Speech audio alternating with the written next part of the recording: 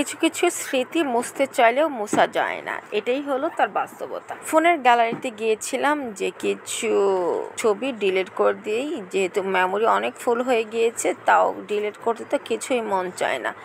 এখন কি আর করার, ডিলিট করতে করতে পড়ে গেল এই একটি ভিডিও। এটি ছিল আমরা সবাই মিলে গিয়েছিলাম একদিন জাহাঙ্গীরনগরে। আলহামদুলিল্লাহ সবাই খুবই ভর্তা ভাত খেতে পছন্দ করি, তাই চলে গিয়েছিলাম।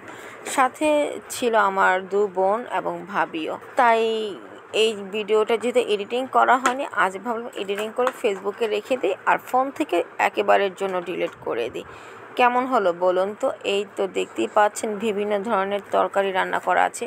এখানে রুই মাছ আলু দিয়ে রান্না, আর আমাকে পাঠানো হয়েছে খাবার দেখার দায়িত্বে। তো যেমন বলা তেমনই কাজ, আমিও চলে গেলাম ফোন নিয়ে ভিডিও করতে করতে কোনখানের ভর্তাটা দেখতে আকর্ষণীয় মনে হচ্ছে আর কোন খাবারটা বেশি পরিষ্কার পরিচ্ছন্ন মনে হচ্ছে, তাই ঘুরে ঘুরে দেখছিলাম।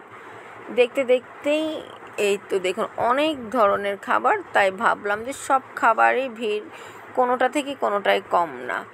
যেহেতু জাহাঙ্গীরনগর বটে এই খাবারগুলা, তো এদিকে আমার মেয়ে আর আমার ভাইয়ের মেয়ে বসে গেল একটাতে, আর আমার হাজব্যান্ডের কমে গেল ডায়াবেটিস, সেও খেতে বসে গিয়েছে।